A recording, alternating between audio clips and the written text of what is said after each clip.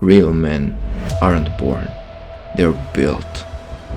Built in silence through discipline, hard work, and education. This is Vintage Men, where boys are forged into real men.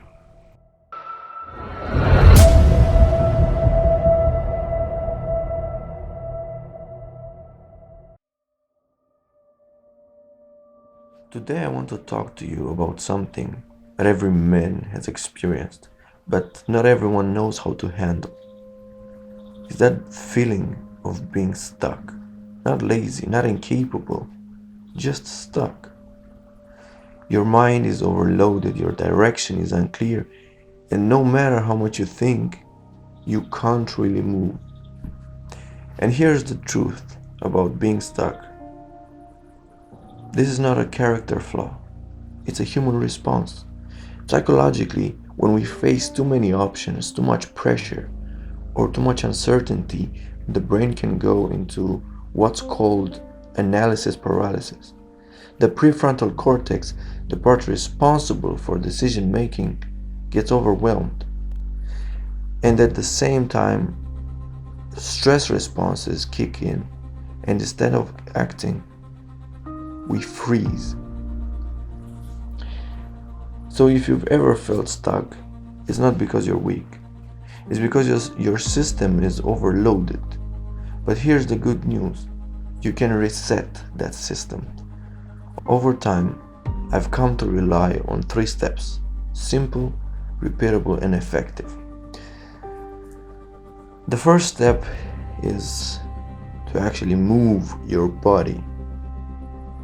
Before you try to fix your thoughts, change your state. Your mind and body are not separate systems, they're deeply connected. When you move, whether it's training, walking, or even just doing something physical, you regulate your nervous system. You reduce stress hormones and you increase clarity.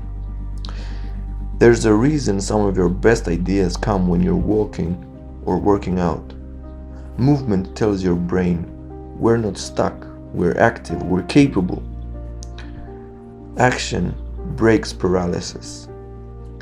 The second step is talk to God, first of all, and then talk to others as well.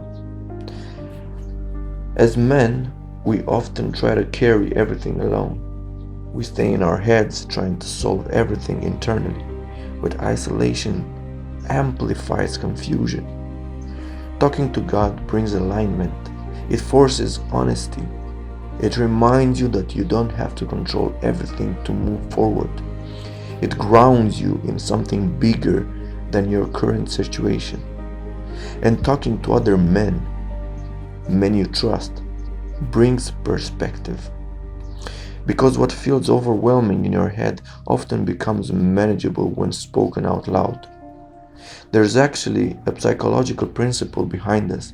When you verbalize a problem, you engage different parts of the brain. You move from emotional reactivity to structured thinking. In simple terms, you start making more sense. You don't need to have the answer. You just need to stop carrying it alone. And the last step is write it down. Most people underestimate this, but writing is one of the most powerful tools for clarity. When thoughts stay in your head, they loop, they repeat, they grow. But when you write them down, you externalize them. You take something abstract and make it concrete. Now you can see it. Now you can challenge it. Now you can organize it. This is how you go from I don't know what to do to these are my options. And once you see your options, you ask one question. What is the next small step? Not the perfect plan, not the final outcome, just the next step. Because momentum doesn't come from having everything figured out. It comes from moving, taking one step after the other. So when you're stuck, remember this. Move your body to reset your state. Talk to God and talk to others to gain perspective. And write your thoughts to create clarity. And then act, even if it's small, even if it's imperfect.